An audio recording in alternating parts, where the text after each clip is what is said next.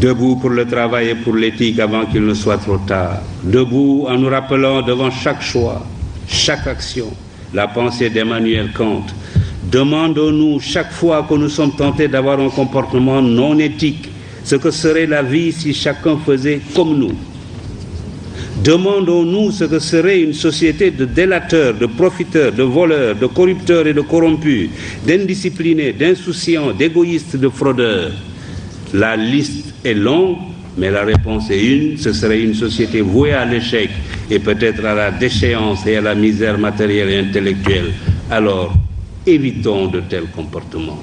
J'avais ajouté, déterminons-nous à débusquer, à écarter sans complaisance au besoin, à punir sans faiblesse ce qui ruine ce pays ou le desservent, les corrompus et les antinationaux, les roublards et les paresseux.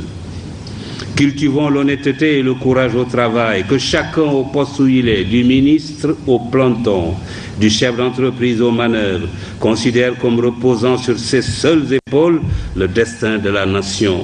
Inventons un système qui ne récompensera désormais que la compétence, le travail et la probité.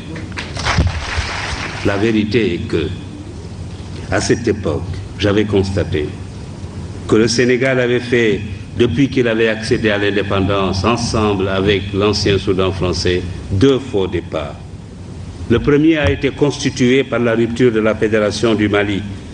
Je regretterai cette rupture toute ma vie, surtout aujourd'hui, où chacun est convaincu que la principale erreur dans ce continent est d'avoir accepté de le diviser en micro-États, livrés face à nos maîtres d'hier, à la fatale loi de la division qui amoindrit et affaiblit ce qu'elle divise.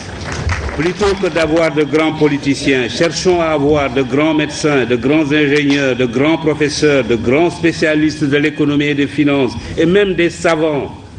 Les pays les plus puissants du monde ne sont pas ceux où la politique est reine. C'est plutôt le contraire.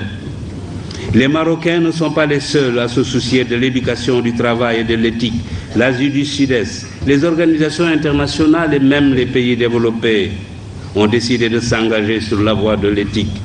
Des comités et des commissions commencent à se dresser un peu partout comme des sentinelles de la vigilance morale sur les routes de la recherche scientifique et technologique, de la gouvernance, de l'entreprise, du négoce, du sport et de toutes les activités humaines. Leur mission consiste à informer, éduquer, prévenir, enquêter, proposer des remèdes ou des sanctions aux organes compétents. L'éthique est désormais enseignée dans plusieurs universités, écoles et instituts.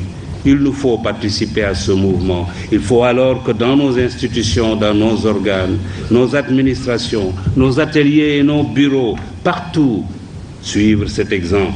Il faut que triomphe l'éthique au Sénégal. L'université Cheikh Anta Diop doit donner l'exemple. Le pouvoir est fait pour servir. Il est passager. L'argent ne sert qu'à satisfaire les besoins. Au-delà, il est inutile. La deuxième condition du règne de l'éthique, c'est l'éducation. Il est indispensable que nos enfants et nos petits-enfants bénéficient d'une bonne éducation. Tous mes amis des pays émergents me le disent, la clé de leur réussite, c'est l'éducation. Que nos étudiants entrent à l'université comme on entre dans les ordres ou au Dara, et que les meilleurs soient mis dans les conditions optimales pour devenir des cadres de haut niveau, ou même,